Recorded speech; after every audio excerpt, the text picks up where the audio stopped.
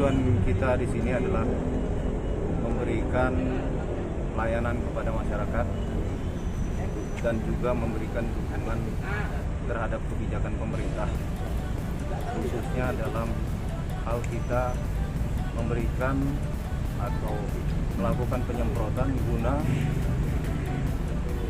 untuk mencegah berkembangnya virus COVID-19 atau virus corona.